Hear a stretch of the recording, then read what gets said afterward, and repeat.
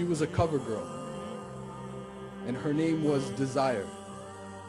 And she could devour that lump of flesh from within your chest with a vicious bite. I'm talking complete domination of the heart, where she would leave no room for Allah and take most of the vacant space for herself. But lately she's been struggling.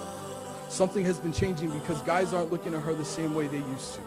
Matter of fact, that man she had left her a week ago. They were at the neighborhood park at dark, standing together on the sidewalk when he told her, "I can't do this anymore.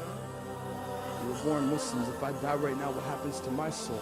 And he turned and walked away. He left her there to the relentless winds that nibbled at her exposed thighs, because the shorts she had worn that night couldn't fit a girl who was 5 years old. It was cold.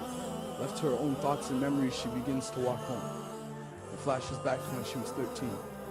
2 days after 9/11, the world came together and started dialing 911 emergency calls, calling out for help, publicly denouncing the religion, saying our ummah at large is a threat to the world, and they pointed the finger at her.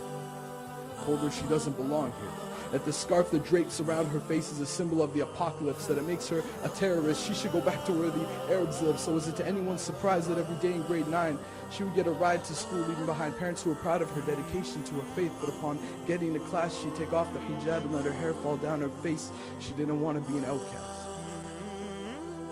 And this was just the beginning. Because at the age of 16, she started collecting glamour magazines. Wasn't sure who she was in regards to her identity, but it says here that maybe it's Maybelline. Dress her full of makeup and fake stuff. Her mom and dad loved her. They begged her to wake up. Remember who you are, darling. No matter what you've done, your identity is not lost till Allah turned back, but she ignored the call. Continued on her free fall into a deep desire and love for this all the world, which grabbed her by the throat, had her spiraling into emptiness and confusion. The voice in her brain begged her, please, make it stop, and she wanted to. But the evil forces had battled away all conviction of good, so her attitude was that of ingratitude. A once faithful hijabi, swallowed whole by this multitude of societal issues, and when she thought it couldn't get any worse, she met a boy. He was everything she ever wanted. He was perfect, flawless. She finally found something in this world that could fill the gaping void in her heart, because as soon as Allah left, there was a hole in her chest, and this kid was the answer.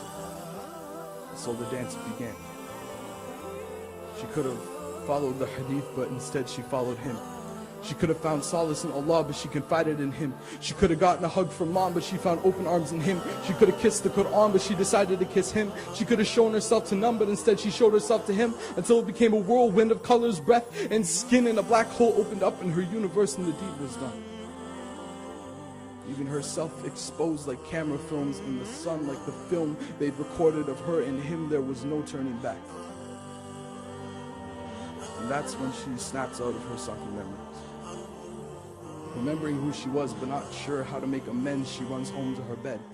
She feels so ashamed she can't help it. She feels like she needs to cover herself up out of humbleness and shame of her bad deeds, like when Adam and Eve covered themselves with leaves after eating those fruits off the forbidden tree. She pulls the blankets over her body and cries herself to sleep, whispering with the last blotch of light left in her heart, please, Allah forgive me. Please, Allah forgive me.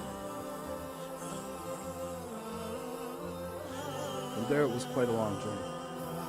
Asking forgiveness from her parents, going back to prayer. She lost all her friends, but their souls were transparent anyways, and she knew it. She needed structure, but it's hard to do, so every time she feels like going back, she remembers. She was a covered girl. Now she's a covered girl.